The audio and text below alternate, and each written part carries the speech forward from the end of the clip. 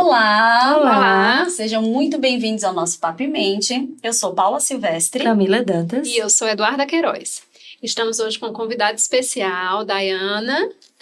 Então, se apresente para nós, Dayana. Então, gente, bom dia. Bom dia. Meu nome é Dayana Arantes.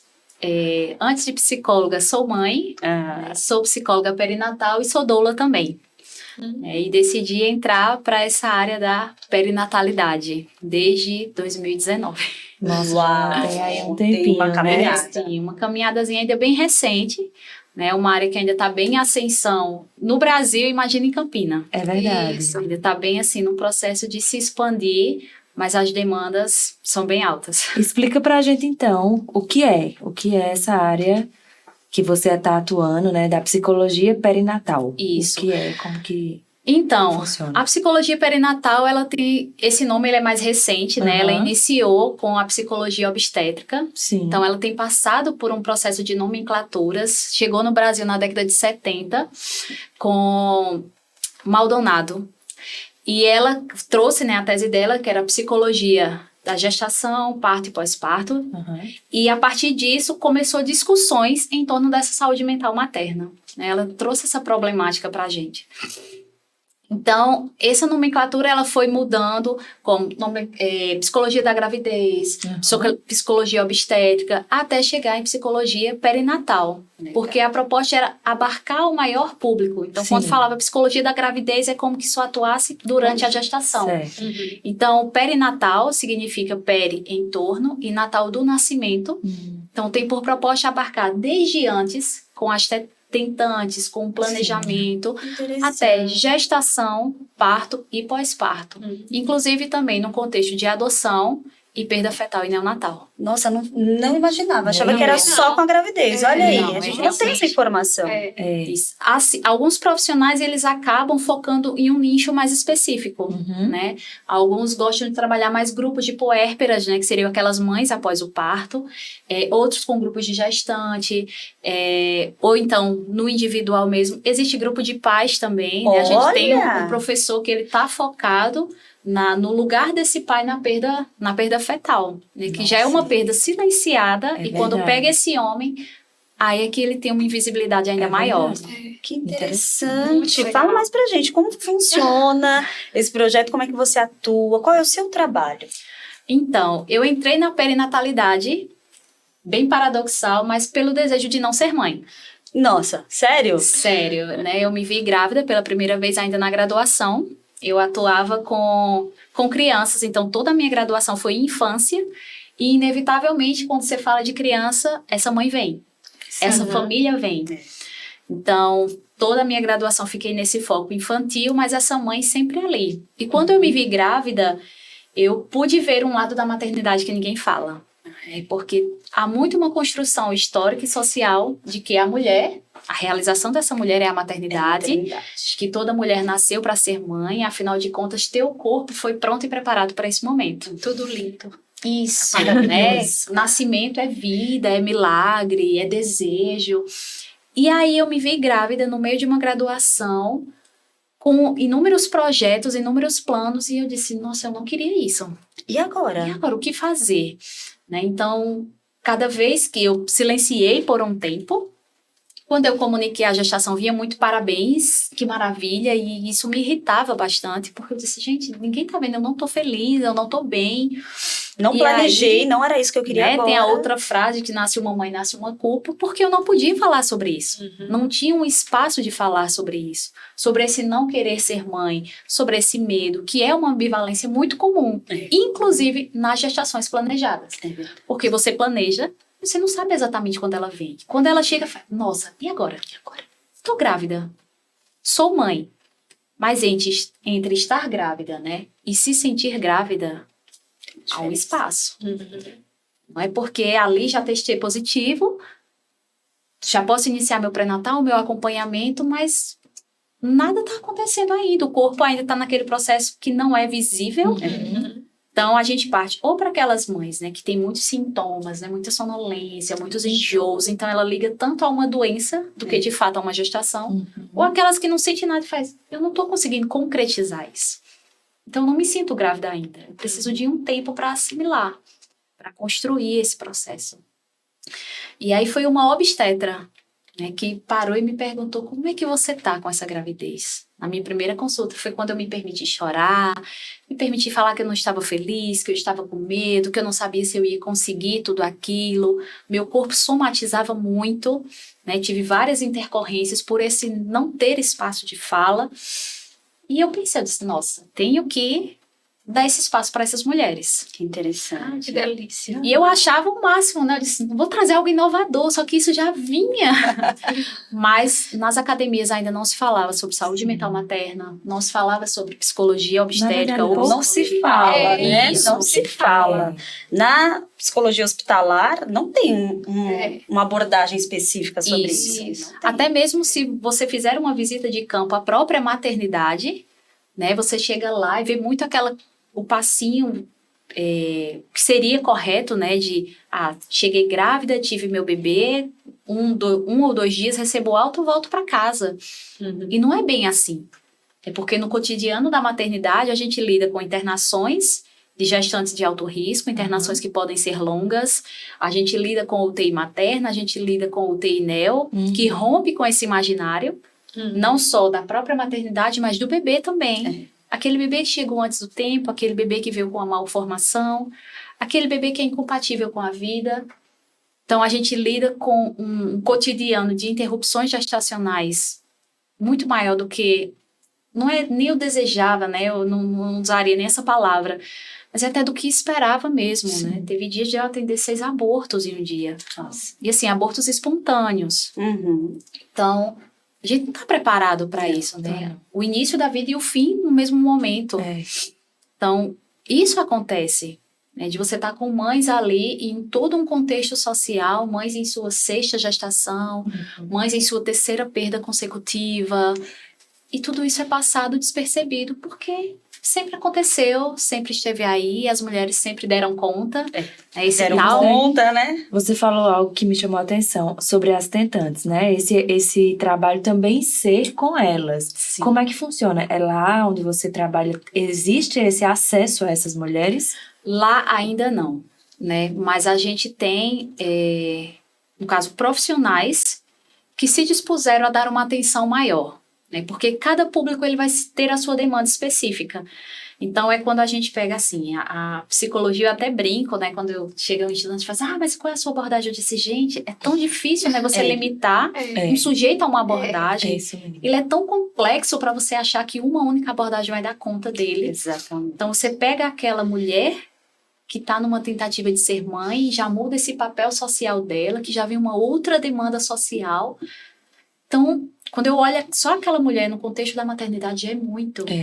Quando eu pego aquela mulher num cenário de tentante, ela já vai ter uma demanda específica, né? Um nível de ansiedade. Isso. Então, De sofrimento. cada também, menstruação para ela, né? Então, enquanto algumas estão sofrendo com cólica, para ela tá sofrendo porque veio naquele mês. Enquanto outra, em outro local, tá sofrendo porque não veio naquele mês. Então, assim, nós temos profissionais que atuam, mas eu não tenho conhecimento ainda de algum ou projeto social ou alguma intervenção via SUS para tentantes. Entendi. Né? Ainda não. E abarca também para as mães que estão querendo adotar. Isso. A adoção, na verdade, seria também uma área da perinatal, né? Porque, inclusive, alguns estudos neurológicos falaram de que as transformações neurológicas que uma mãe gestando tem, a mãe que está adotando tem também. Né? Então, assim, a gente sai desse maternar quanto algo só fisiológico. Entender de que ele é biopsicossocial. Exatamente. É um desafio, é uma questão de saúde pública. É verdade. E a gente precisa chamar mais atenção para esse olhar, né? Sair um pouquinho de que tudo é normal. É normal esse pai estar ausente, é normal essa mãe ter que dar conta, é normal esse choro. Eu sempre bato muito na tecla a diferença entre comum e normal.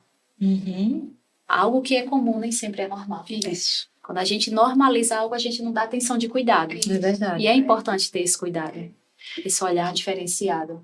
E como é interessante, né? Como as meninas já falaram, você também, de que é algo novo. Isso é algo novo. Eu sou mãe de 3, né? E passando aqui na minha mente a história todinha de que você está dizendo, como teria sido diferente se eu tivesse sido escutada, se eu tivesse voz. Porque nenhuma das vezes eu tive voz. Eu acho que muitas mães não têm voz, porque é aquela coisa. Você é mãe, você tem tudo o que você queria, né? Porque Você era o tem que estar você feliz, queria. né? Isso. Então, esse lugar de voz, eu acho que hoje a gente está escutando mais. As mães dizendo assim, eu amo meu filho, mas eu não amo estar nessa situação de recém-nascido, em que eu fico enclausurada dentro de casa, em que eu tenho que acordar não sei quantas vezes de madrugada, que eu tenho que dar peito, meu peito dói, eu não estou bem, eu estou triste. Isso eu não amo, mas eu amo meu filho. Não quer dizer que eu não amo meu filho. E às vezes você, quando para e fala disso que você está sentindo de ruim, as pessoas lhe condenam, Isso. não é? Esse medo de ser julgada é o que silencia muitas mulheres, né? É a importância dos grupos, porque o grupo ele te permite um espaço de identificação e acolhimento. É quando você tem um pensamento assim, nossa, se eu pudesse, eu iria para algum lugar, não escolho nenhum local, qualquer um que eu vá, sem passagem de volta e sem telefone. Então você chega e diz assim, caramba, mas eu pensei isso, mas e meus filhos? Que mãe ruim que eu sou, né? Aí vem já aquilo de que é muito dito. Tantas mulheres querem ser mãe e não pode. Fulana perdeu o filho dela e tá ali sofrendo. E você é com teus filhos saudáveis, você não tem do que se queixar. E isso é muito duro, né? Porque é como que o amor dessa mãe é medido pelo sacrifício dela. E não é dessa forma. Que interessante. O resgate dessa mulher no pós-parto, o grande desafio é esse. É entender que naquela mãe existe uma mulher. E de que um papel não anula o outro. É verdade. Não precisa a mulher aparecer e a mãe desaparecer, ou a mãe aparecer e a mulher desaparecer. Elas podem se fundir. E servir ao teu desejo, servir ao desejo dessa criança e atender e entender que essa mãe também precisa faltar, inclusive para um crescimento saudável dessa criança. Eu acredito que existe um conflito muito grande, né, para essa mãe e mulher. Eu não sou mãe, mas eu convivo com mães e eu vejo, às vezes, é um sofrimento que você carrega de, tipo, querer dar conta e às vezes não conseguir se culpar por isso, ou querer ter um tempo pra você e se culpar, como você falou. Eu acho que é um conflito que fica aí e precisa ser administrado, e muitas vezes a pessoa não consegue administrar, aí gera outro conflito. Uma culpa. Exato. E você falou sobre os grupos, eu acho muito interessante porque são mães em contextos diferentes Isso. que estão vivenciando a mesma situação, né, o maternar, mas cada uma tem a sua particularidade, mas uma consegue entender a outra e se ajudar nisso. Isso é muito interessante. Exatamente. Quando a gente fala nesse contexto de grupo, eu até volto à minha trajetória novamente. Sim. Porque terminei minha graduação em infância, apesar desse insight, né, porque foi ainda no meio da graduação que eu tive o meu primeiro filho, foi tudo bem turbulento, bem complicado, e antes de concluir eu já estava gestando o segundo. Uau! Defendi o TCC gestante do segundo, e foi 2 gestações bem distintas. Então, quando você fala de que cada gestação é única, não é só de mulher para mulher, né, mas é também cada gestação de fato, porque cada gestar vem uma criança diferente. E tem uma mãe diferente gestando também, porque tem esse atravessamento social. Tem. Então, a tua condição financeira, se você trabalha fora, se você trabalha em casa, se você está num relacionamento estável, se você é mãe solo, tudo isso interfere nesse gestar. Se foi planejado ou não, né, em que momento essa gestação chegou na tua vida. E aí eu tive as 2 gestações. Só em 2019 que eu parei, né, me formei, passei 2 anos sem atuar em nada na psicologia.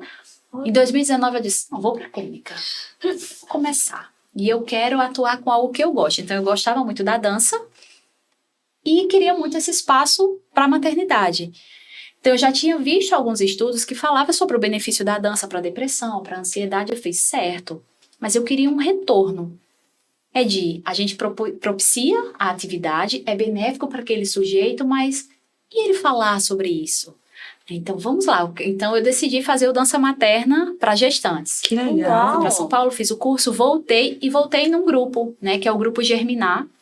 Um grupo que acontece gratuito, quinzenal, deu uma pausa devido à pandemia, né, infelizmente, mas eu acredito que em breve ele está retornando. Então, de 15 em 15 dias, mães se reuniam no Parque da Criança para uma roda. Que legal. Né, mães amamentando, mães com seus filhos, então tirava aquele dia para falar sobre o ser mãe. Eu vi até uma frase esses dias que dizia assim: toda mãe precisa de uma amiga que tem um filho da mesma idade para reclamar de ser mãe. Fantástico. É o que a gente chama de mãe terapia. É. Então é bem o que acontece nesses grupos, né? Porque não tem o julgar, mas é o acolher. Tudo bem você se sentir assim. É importante você ter aquele momento de você fazer sua unha.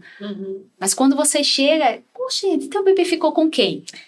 Ninguém pergunta isso para um pai. Não, imagina. Ele pode chegar em qualquer lugar, ninguém pergunta onde o filho está. É verdade. Se você vê uma criança fazendo uma birra num shopping, num supermercado, cadê a mãe desse menino? Não tem mãe, não. Tem mãe, não. É verdade. Se eu fosse mãe, se fosse, eu até lembro que antes de ser mãe, a gente na igreja, eu olhava e disse, nossa, essas crianças tudo correndo. Os meus, eles vão ficar amarrados, nem que eu amarre com uma fita larga lá no banco. E de repente estava eu e eu vi só o povo subindo, e eu, o que tá acontecendo? Não é meus filhos passando debaixo do banco. Tudo bem, eles chegam lá, quem é a mãe? Não sei quem é a mãe dessa criança. Vai, vem, deixa lá, estão felizes, tá tudo bem. E isso é uma dificuldade da mãe, né? Ela, quando tá nesse pós-parto, que é um período muito comum de uma perda de identidade, porque ela é retirada de todo o espaço dela. Ela lida com aquele útero vazio, ela lida com aquele corpo novo, ela lida com esse sair dos estudos, sair do trabalho, né? Porque ela precisa dessa pausa, mas é um momento muito solitário. Muito solitário. Eu, quando eu tive o Pedro, que eu fiquei grávida, eu estava na graduação também. Aí, nasceu. Eu olhava assim e falava, meu Deus, e agora? Mas eu não podia externar, não podia falar isso pra ninguém. Eu falava, meu Deus, como é que eu vou criar essa criança agora? E agora? Eu sou mãe, eu vou ter que parar minha universidade, eu vou ter que fazer isso, eu vou ter que... E agora? E engordei, porque na minha cabeça ainda tinha mais essa, né? Engordei 23 quilos. E agora? Eu olhava pra ele e falava, meu Deus. Aí o pai chegava e falava, toma. Aí ninguém entendia esse meu tó, né? Eu dava assim pra minha sogra também. Toma. E eu ficava lá, assim, olhava, falava, meu Deus. Aí depois eu, né, fui reagindo. Mas foi muito complicado. Os primeiros dias, assim, pra mim, era aquela situação, meu Deus, como assim? Não veio um manual, e agora? E você é julgada por isso. Aí todo mundo, ai, Paulinha, que coisa linda, não sei o que. Eu não queria um contato, né? Porque era tudo muito estranho pra mim. Mas depois você vai, né, voltando. Eu acho assim. que o primeiro também, né? Também, né? Primeiro, no meu caso, primeiro e único, né? Só quis o Pedro, só. E sou muito julgada também por isso, né? Como assim? Ser só o Pedro? Tudo é Não, julgado. é tudo. Mas sempre vai ser, né? Se você não é mãe, faz, ó, teu tempo tá acabando, e aí? Não vai ser mãe, não vai deixar nada de herança aqui, né? Essa necessidade de perpetuar quem você é, de deixar aquela continuidade. Então, se você engravida muito cedo, mas é uma criança, né? Que é um outro universo, né? Você falar de gestação na adolescência traz muitas outras problemáticas. Então, se você já está ali... Né, a última que a gente atendeu, ela tinha 12 anos. Nossa. É literalmente uma criança. É uma criança. Então, assim, como é que fica? Eu fico pensando, gente, eu acho que eu sou muito limitada, porque eu engravidei, meu primeiro filho eu tive aos 25, e eu quase surto. Como é que eu vejo uma criança de 12? De 12. Como é que fica a cabeça dela? Como é que funciona esse processo?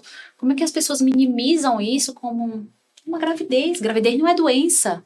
De fato. E como é que elas lidam com isso, essas crianças? Então, no caso, hoje em Campina Grande, quando uma adolescente, né, uma criança ou adolescente está gestando, ela já é encaminhada quanto gravidez de alto risco. Então, ela tem um acompanhamento, né, no contexto SUS, ela fica tendo o acompanhamento na Unidade Básica de Saúde e fica tendo o acompanhamento no ISEA, que é referência para alto risco. Então, ela tem um acompanhamento lá. E os profissionais de lá, eles já têm uma sensibilidade de fazer um encaminhamento psicológico, né? A gente ainda tem uma certa dificuldade de adesão, porque tem muito isso mas não é motivo, né? Que foi, por exemplo, a minha dificuldade na minha primeira gestação. Tudo isso demandando, eu na área da psicologia, eu dizia, eu vou no psicólogo dizer o quê? Que minha dificuldade é porque eu tô grávida? Não tem cabimento. eu não via isso quanto uma demanda. E já hoje eu pergunto, eu disse, gente, por que que nós não falamos de saúde mental materna? Por que não toda mulher ter direito a um profissional da psicologia na gestação? E entender que há uma diferença entre eu, quanto psicóloga, atender uma gestante e eu ser uma psicóloga perinatal. Eu atender uma gestante não me torna perinatal. Sim, interessante, muito bom isso. É entender que não é reconhecido quanto uma área de especialização, né? Pelo Conselho de Psicologia ainda não é uma área de especialização. Mas, Né? Você enquadraria ou na psicologia clínica ou na psicologia hospitalar, mas é uma área de atuação. E que para isso você tem que ter um compromisso ético de se embasar teoricamente para acolher essas mulheres. Entendeu um pouco? Eu vou precisar saber mais de obstetrícia? Vai.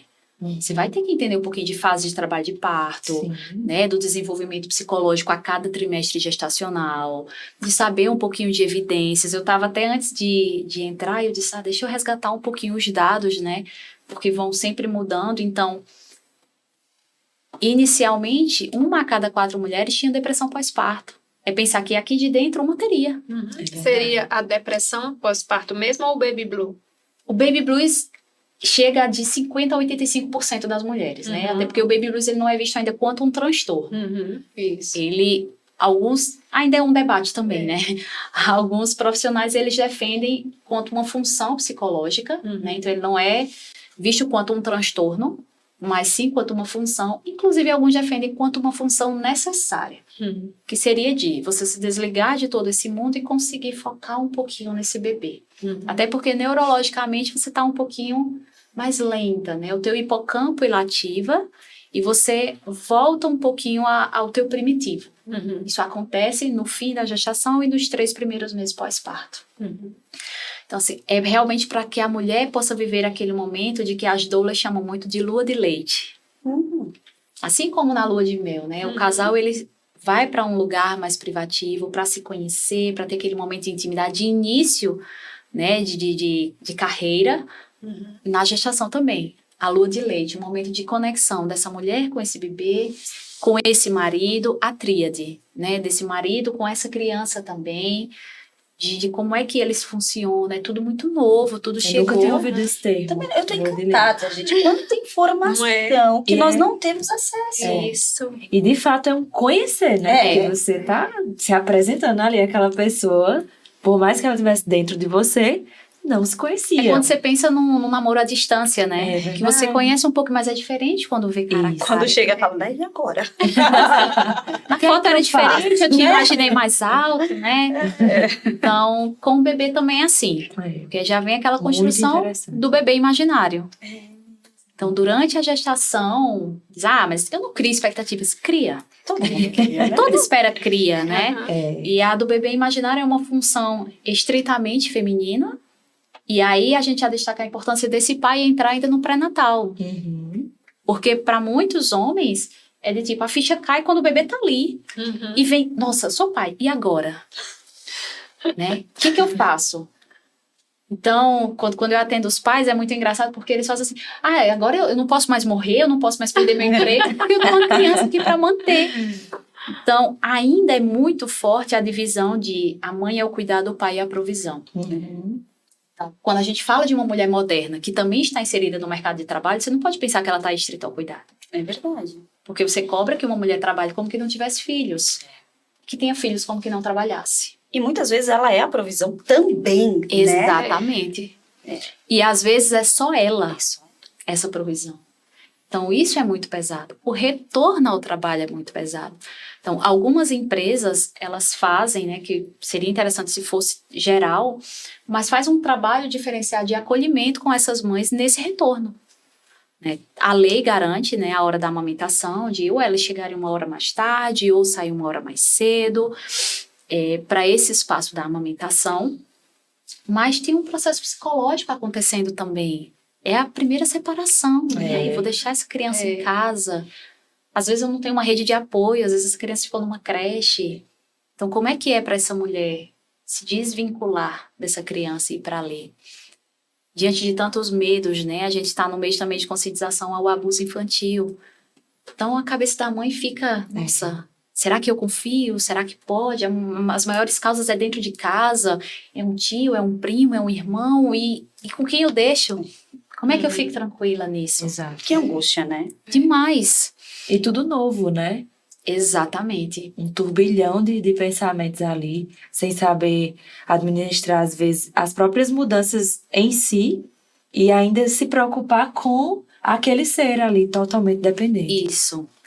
Você tocou em um ponto. Totalmente dependente. Exato. Né? O bebê é o único mamífero que depende 100% de um cuidador. E é importante focar isso. Um cuidador.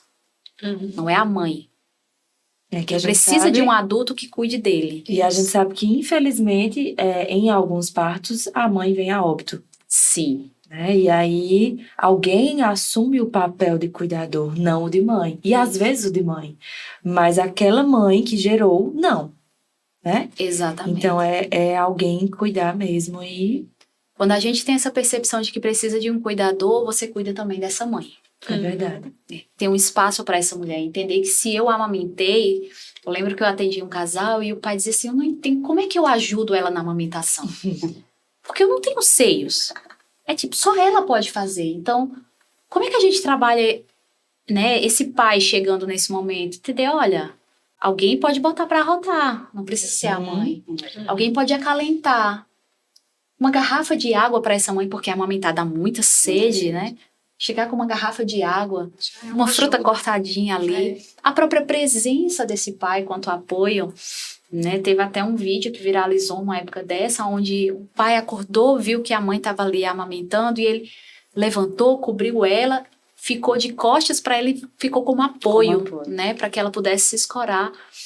Então, assim, eu não sei vocês quanto mães, mas... De acordar de madrugada, você muito sono, exausto, ali amamentando, olhar, tá lá o marido roncando. E, nossa, gente, que injustiça é essa, né? Porque eu que tenho que estar aqui acordada, tô bem exausta. E aí isso é muito forte também, porque às vezes a mãe não quer acordar, porque diz, mas ele vai trabalhar no dia seguinte. Mas eu não vou dormir no dia seguinte. Eu tenho que dar conta dessa minha vida. Eu vou estar aqui dentro de casa, né? Então, inclusive, as mulheres mais velhas, elas trazem muito isso. Mas seu marido vai trabalhar amanhã, você não pode chamar. Você tem que cuidar do seu marido. Cuidado com o seu corpo, viu? Porque, olha, tem que comparecer em casa, senão ele procura fora. Então, é muita cobrança. É muita cobrança. Então, quando a gente traz esse cotidiano, é até interessante sair das estatísticas, porque você traz. Mais de 50% das gestações não foram planejadas. Né? Saiu uma recentemente, eu não sei se foi 72 mil crianças, não sei, que foram registradas sem ter o nome do pai. Né? Então, assim, quão comum é essa ausência, né, desse homem. E aí você pega aquela mulher de que 1 a cada 4 vai ter uma depressão pós-parto. Com a pandemia chegou a 40% esses dados. Muito alto. Né? 1 a cada 5 vai desenvolver algum tipo de transtorno mental. De você ver o baby blues, mais de 85% das mulheres, baby blues ainda é passageiro, né? Ele tem uma duração máxima de 30 dias, da mesma forma com que ele vinha, ele vai. Explica um pouquinho para quem está ouvindo a gente o que é o baby blues.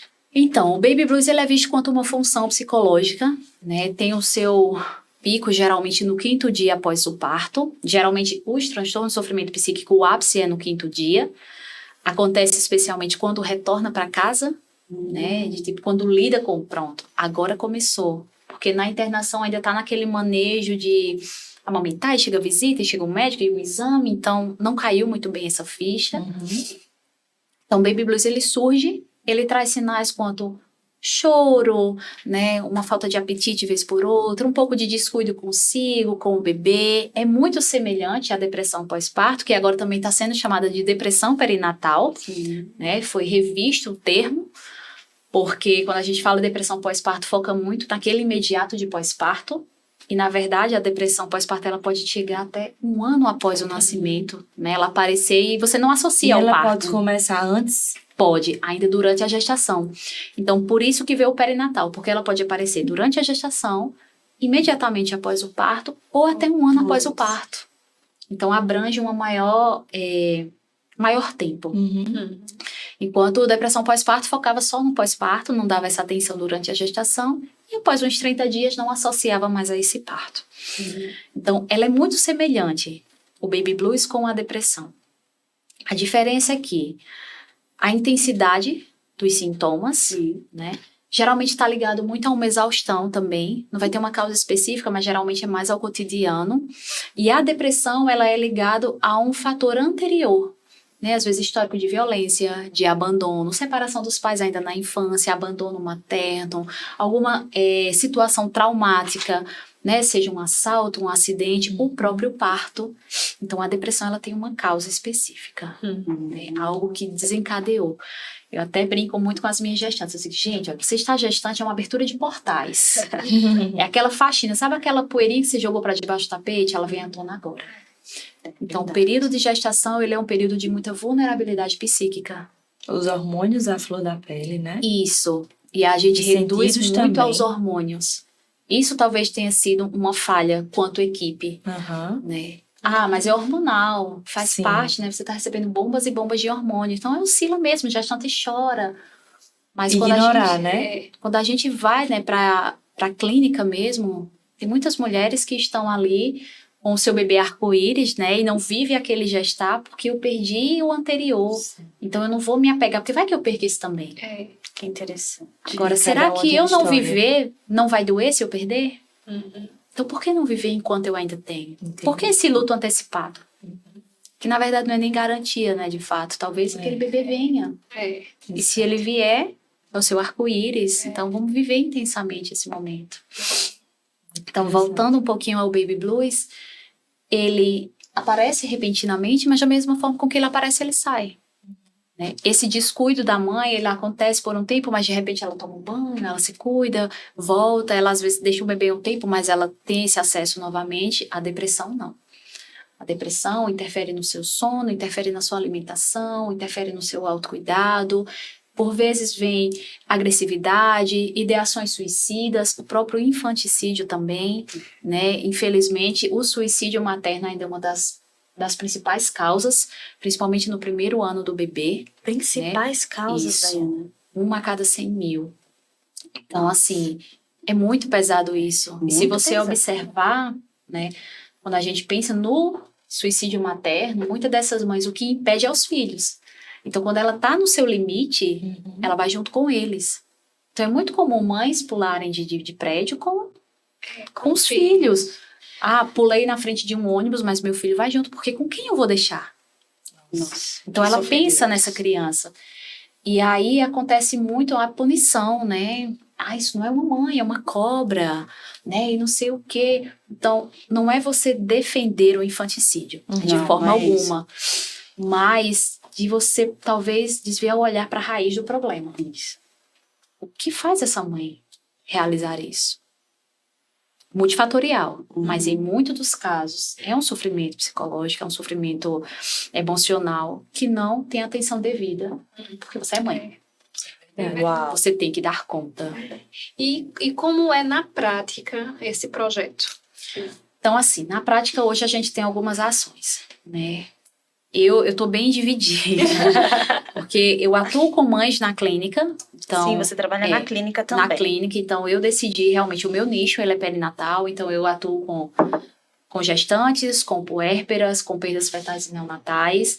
Nunca atendi tentantes. Tentantes eu não cheguei, quando chegaram eu até encaminhei para uma colega minha que tem focado mais nisso, né, com tentantes. Com adoção também? No processo de adoção você atende também? Não recebi ainda. Eu não sei se, assim, porque as pessoas, como tem um próprio processo, né, ligado à vara, Sim, tudo, sim. que precisa de uma equipe multidisciplinar lá, de talvez você não perceber essa necessidade quanto uma construção. Uhum. Porque até na clínica mesmo a gente tem essa dificuldade de adesão, porque gestar é natural. Esse é o detalhe, gestar é natural. E no que é natural, você não cuida. Isso. Então, quando aquele bebê chega, você faz, mas ninguém me avisou que seria dessa forma. Mas eu não sabia disso aqui.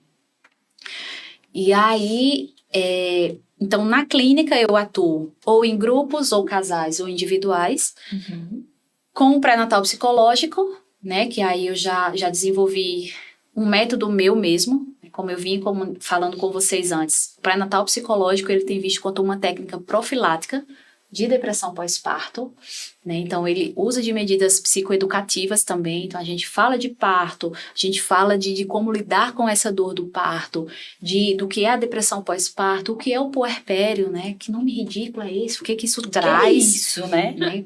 Então, o que acontece? O que é comum? O que não é? O que requer atenção? Então, a partir de vivências em rodas, participei do pré-natal coletivo, que é uma outra modalidade que está chegando em Campina também há um tempo, em 2019, acho que foi o início dele. Seria uma forma do próprio pré-natal fisiológico de uma maneira diferente, né? Você tem o seu momento de consulta, mas você tem um momento de roda, você tem oficinas com doulas, com fisioterapeutas, com psicólogas. Então, o atendimento, ele é coletivo. Queria, na minha época não tinha nada disso. Ele não é aquela consulta onde entra só você. Então, na parte mais fisiológica, sim, né? Vai individual. Mas tem muito esse coletivo, essa identificação, falar sobre temáticas, envolver outros profissionais. Então, quando eu cheguei com o projeto da dança materna, eu fui para as rodas, para o Germinar, fui para o coletivo, e aí fui me inserindo mais nisso. Então, a gente desenvolveu um outro projeto que seria um grupo de puérperas, em que a gente dividia em 2 momentos, era uma aula de dança mesmo, assim, para elas, né? Não seria o dança em mães e bebês, mas seria... Elas dançavam com os bebês. Aí você conduz esse momento. Nesse caso eu conduzo porque eu tenho um conhecimento da dança, né? Então, a gente fazia aula de dança e depois uma roda, com temas voltados para esse pós-parto, né? De autoestima, sexualidade no pós-parto, os desafios do casal, né? Como deixar esse pai ser pai, a rede de apoio. Então, a gente falava sobre essas temáticas e tinha a roda antes, né? A roda com a dança. Então, projetos que pararam devido à pandemia. Infelizmente, a pandemia brecou muita coisa. Então, na clínica, hoje eu tenho tentado resgatar esse grupo de pós-parto, o grupo de gestantes, mas ainda está muito no casal e individual. Ou por livre demanda, estou muito ansiosa com essa gestação porque tive uma perda anterior, ou eu não queria, ou estou num processo de separação e estou gestante. Então, muito comum também. Demais. Ou então, tive uma perda, não estou sabendo lidar com isso, não estou sabendo dar continuidade. Afinal de contas, é um luto silenciado. Então, na clínica eu atuo dessa forma e comecei também a abrir mais possibilidades em questões de cursos. Oferecer cursos para alunos ou pessoas que atuam com partos e nascimentos no intuito de humanizar mais, de entender que aquela mulher que está ali para parir não é só o fisiológico dela que está em andamento, às vezes tem um medo da dor, tem muito histórico de que todas as mulheres da família foi cesárea e ela que é normal e ela é a estranha e ninguém aceita. E esse curso não é só para psicólogos, é geral, né? É para estudantes, psicólogos ou profissionais da área que têm interesse. E mães também. Isso. Mães seria mais informativo. Isso. Na verdade, para as mães eu indico mais o pré-natal psicológico. Certo. Porque eu desenvolvi uma forma... Pelo conselho, não tem um método específico de pré-natal. Você pode atender a demanda livre daquela mãe ou daquela família.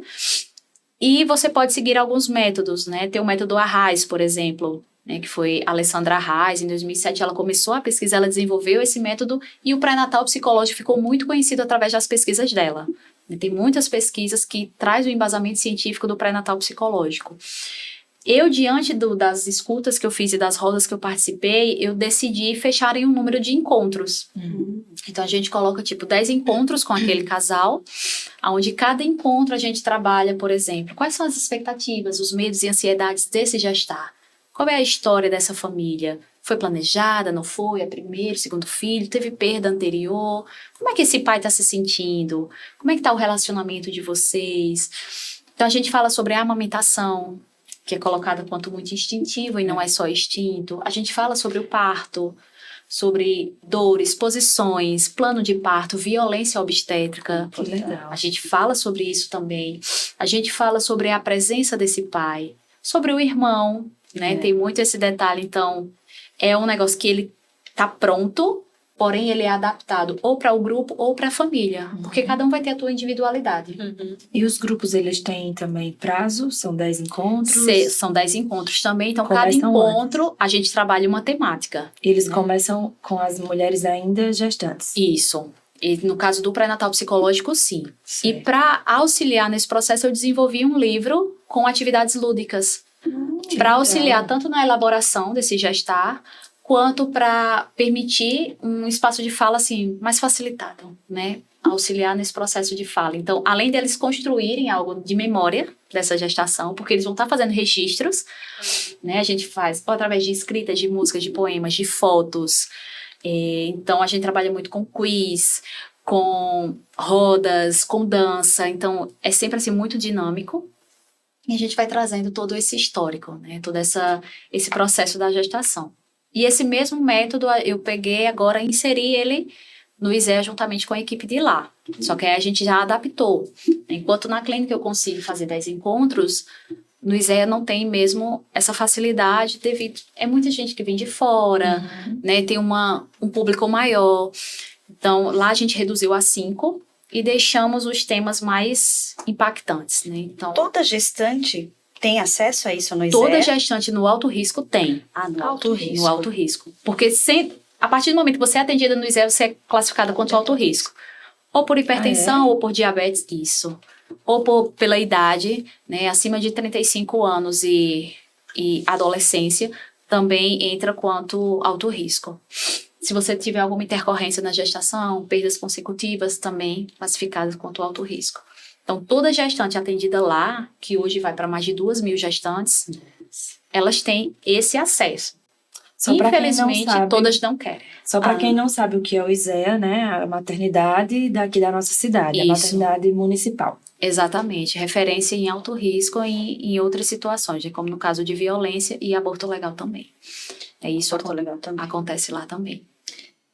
Tem quem não queira, como você estava falando. Tem. Gestante que não quer participar, é oferecido e ela fala, não tem Isso. necessidade. Né, o primeiro momento a gente faz meio que uma sala de espera para essa captação inicial, onde a gente apresenta o que é, qual é a proposta do projeto. Então, a gente viu que não ia acontecer os 10 encontros, reduzimos a 6 e depois reduzimos a 5. Cogitamos ainda o quinzenal, mas lá, são idades gestacionais, assim, às vezes você chega com uma com 12 semanas, mas tem outra com 36. Então, não tem como a gente deixar quinzenal, senão a gente não consegue abarcar toda a temática. Então, lá a gente limitou o bebê real e imaginário, principalmente porque lá chega muita prematuridade, malformação, incompatibilidade com a vida. Então, a gente trabalha esse bebê real e imaginário, a gente trabalha a amamentação, parto, as expectativas e o puerpério. Então, a gente faz um momento de acolhimento e coloca essas temáticas. Bastante coisa, né? Muito importante, né? E trabalhado assim, com uma educação, né? Uma educação perinatal. Então, a gente fala sobre as posições, o que as evidências trazem sobre esse parto, quais os mitos que você já ouviu, né? Quais os mitos sobre a amamentação. A gente orienta até, inclusive, sobre o banco de leite de lá, que para algumas pessoas é muito o processo só de doação. Você recebe esse leite é distribuído, mas lá também tem consultoria. Então, mulheres que estão com dificuldade nessa amamentação podem ter acesso ao banco de leite do ISEA. E elas não têm conhecimento sobre isso. Elas achavam que era só a entrega do leite ou o recebimento. Essa consultoria que você fala é uma consultoria para a amamentação. Isso, para a E amamentação. ela é aberta para todas as mulheres ou apenas para as que estão lá? Eu sei que são para as que estão sendo atendidas lá. Eu não sei te informar se expandiria para as outras. Né? Eles estão até com um projeto agora que acho que é Pote de Amor, algo assim. Junto com uma nutricionista que é para desenvolver, de ter mais doação, tanto de leite quanto dos potinhos também. Que às vezes você não pode doar o leite, mas os potinhos pote também. de vidro, né? Isso, porque as mães que estão vinculadas lá, elas recebem esse pote de lá mesmo, né? Que passa por todo um processo de esterilização, elas são orientadas de como armazenar esse leite. Aí eu não vou saber te informar se essa consultoria ela expande mais. Entendi. Né? E a proposta também é que a gente faça uma visita no próprio hospital, né? De você saber onde é que você vai parir, como é que é a sala de parto, depois onde é que você fica, né? Lá também a gente tem o centro de parto normal, que poucas pessoas conhecem, mas oferece uma estrutura assim extraordinária de acolhimento. humanizado, né? Humanizado, né? A equipe de lá são equipe de enfermeiras obstétricas.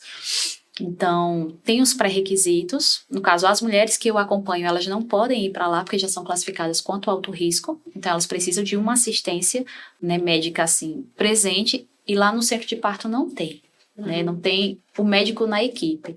Porém, o ISEA ele funciona como uma retaguarda. Se diante do cenário de parto acontecer algum desfecho, elas já são Chama, automaticamente encaminhadas, né? E aí, nesse processo do parto humanizado, existe alguma intervenção psicológica sua ou da equipe de Lá psicologia? não tem surgido, não tem chamado a gente. É um lugar que chama muito pouco, Sei. né? Porque lá a gente atua em duas formas. Ou no hospitalar, que seria quanto consultoria no ambiente hospitalar, e aí vai de internação de alto risco, ala de baixo risco, sala de parto, triagem, então a gente para todos os setores, ou no pré-natal. Aí se divide as equipes. Então, no pré-natal, hoje a gente consegue oferecer um ambulatório de psicologia, então atendimentos individuais, quase todos os dias da semana a gente tem manhã e tarde psicólogos lá disponíveis para as gestantes. E tem o pré-natal psicológico, que são os grupos que estão acontecendo. Então, tem o pré-natal e o ambulatório, lá no pré-natal de alto risco. E no hospital, aí sim a gente é mais chamado. Entendo. Lá, mesmo que a gente não é chamado num contexto apenas de uma violência obstétrica. A gente é chamado quando tá aquela mulher que não tá conseguindo lidar com aquela dor, que tá com muito medo de perder, que descompensa no cenário de parto, que desenvolve uma crise no meio do parto. Então, a equipe aciona a psicologia e a gente atua no parto também. Que é outra, às vezes, mas psicólogo não atua no parto. O que o psicólogo vai fazer, né? A mulher tá lá gritando, se eu trabalho com a fala e ela não consegue verbalizar, como é que eu atuo nesse parto? Tem outras formas, né? Tem muitas formas de atuação. Essa parte humanizada, né, do parto humanizado, eu acho que a doula é que faz esse papel, né, de acolhimento, de a tranquilizar, né? Isso, é uma outra... um outro conflito, né? Então, se tem a doula, talvez o psicólogo não atue, ou o psicólogo anula a presença da doula, porque a doula, ela é um suporte físico e emocional. Já tem estudos e evidências que comprovam isso. A presença da doula reduziu significativamente o número de cesáreas, reduziu significativamente violência obstétrica. O trabalho da doula, ele é pré-parto, parto e, por vezes, pós-parto também. É importante que quando tem a doula, você se prepara tudo antes. Então, é bem do próprio psicológico também. Se eu entendo, né, quando a gente fala do pré-natal psicológico, não é que você não vá passar pelas fases, mas você passa por uma forma diferente. Você sai um pouquinho do ideal, você parte para o possível. Você entende que a amamentação não é só instintiva, ela é um aprendizado, ela é uma construção. Se tem uma fissura, quais os caminhos você vai recorrer? Você fala um pouquinho dessa amamentação quanto uma renúncia, quanto trabalho e não só vínculo. Então, a doula, ela também vai entrar nesse cenário, só que por uma linha diferente. Se uma gestante, ela abre um quadro de ansiedade, não é a doula que vai intervir. É o psicólogo. Isso precisa ficar bem claro, né? E aí, eu até aprendi isso na prática, porque eu me angustiava muito antes. Gente, como é que eu vou, assim, para o parto? Eu sou doula, como é que eu vou diferir? Porque se você opta por ser doula, né, se você é fisioterapeuta e doula, e você é contratada quanto doula, fisioterapia, esquece. Não entra. Você é doula. Se você é enfermeira e doula, naquele momento você é doula. Então, ali eu não sou psicóloga e doula. É o papel ali que você foi atribuído. Exatamente. Foi atribuído, né? Tanto de que, ultimamente, eu não tenho mais sido contratada quanto doula. Mas como psicóloga. Eu tenho atuado mais em parto quanto psicóloga mesmo. Só que aí vinha muito essa pergunta. E qual é a diferença? Geralmente a doula, ela chega no início das contrações, né? Tem essa assistência remota e quando ela percebe uma dinâmica, ela vai para lá. Então a doula, ela é a primeira a chegar, a última a sair. Psicóloga não necessariamente, né? Só que no momento eu tenho atuado mais nos partos do ISEA, no caso, então eu chego já para aquele momento que ela já está naquele processo de parto mesmo.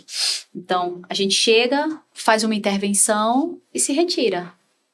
Tem momentos que a intervenção é rápida, tem momentos que é delongada, tem momentos que você tem que ficar até o nascimento. Vai depender da demanda emocional daquela pessoa. Então, às vezes, ela está muito ansiosa, recusando algum procedimento. Então, por que você recusa? Vamos acolher, vamos entender aqui. Fala um pouquinho mais sobre isso. Qual é o teu medo? O que você já ouviu sobre dor do parto? Nossa, e deve ser bem difícil lidar com isso na hora do parto, né? Quando ela está em fase ativa, o desafio é maior, mas é possível. É possível, sim. E é linda a transformação. Linda. Gente, eu tô achando encantador. Não é? Eu tô assim, eu nunca tinha ouvido falar. Isso pra mim Teve isso é um novidade. parto Muita novidade. que a gente foi chamada e, assim, a menina, ela tinha 15 anos, eu acho, na época.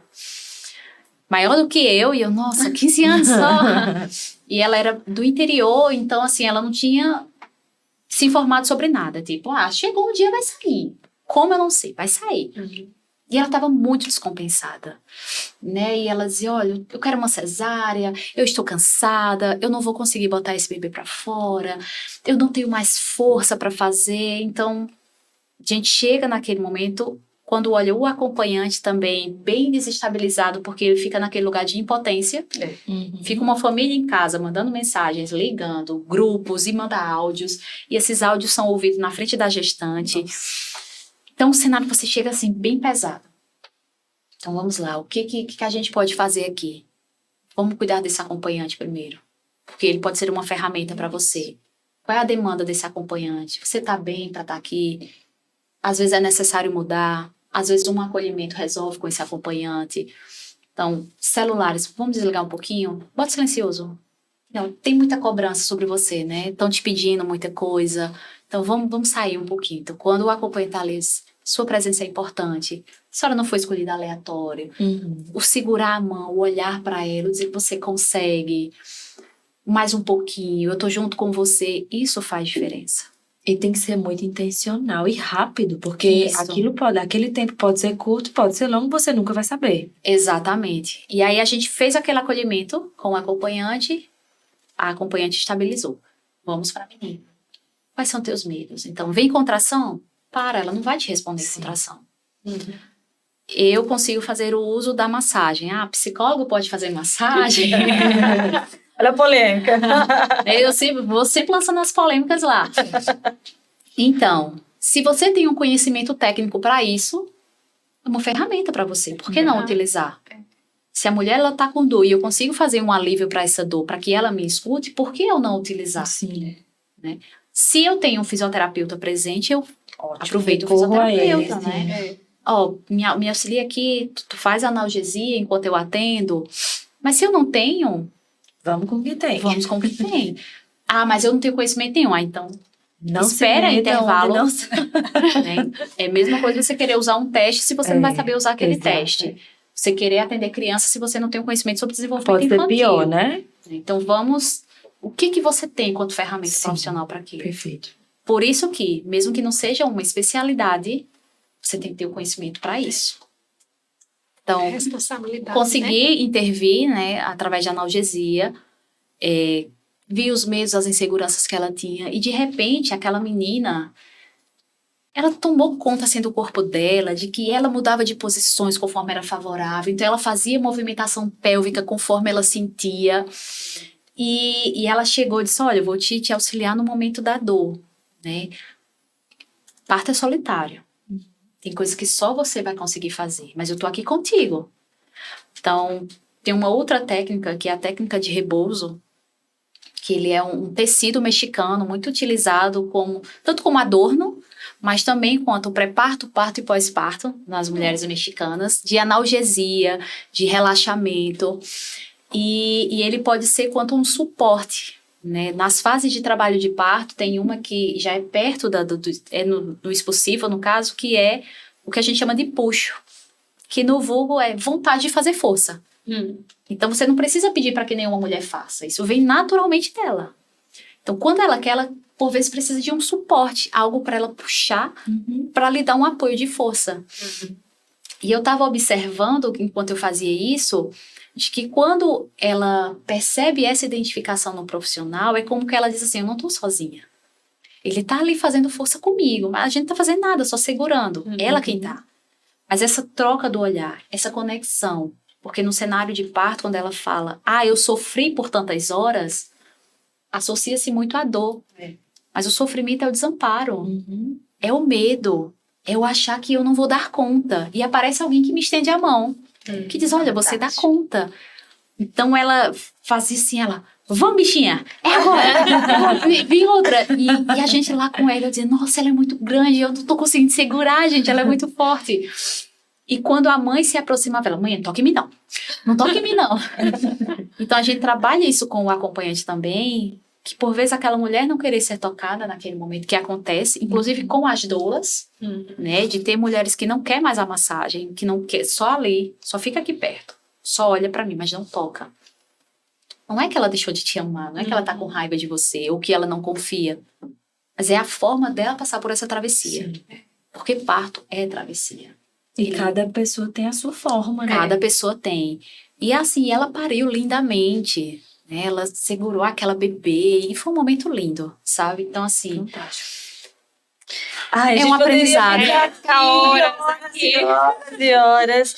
Gente, que papo rico, que maravilhoso, assim. Eu amo falar sobre isso. Foi maravilhoso, assim, suas considerações finais, né? Então, o que eu deixaria para vocês, né? Quando eu entrei nesse processo, eu criei o projeto Florescendo Mãe numa perspectiva de não o florescer, mas o florescendo mesmo, de que é um processo e um processo sem fim. Que assim como aquela flor vai ter um dia que as pétalas vai cair, ela vai murchar todinha, ela vai florescer novamente, assim é o maternar. Cada gestação ela é única e singular, cada uma ela traz o seu processo, não só da mulher, mas da criança, da relação, do casal e da família. Então, de permitir de fato que haja esse acolhimento, de se permitir a todas as emoções, sejam negativas ou positivas, cada uma tem uma função em especial. E você só dá um lugar para ela, né, um sentido para ela quando você se permite sentir. Que a gente começa a olhar com mais empatia para aquela mãe que está gestando.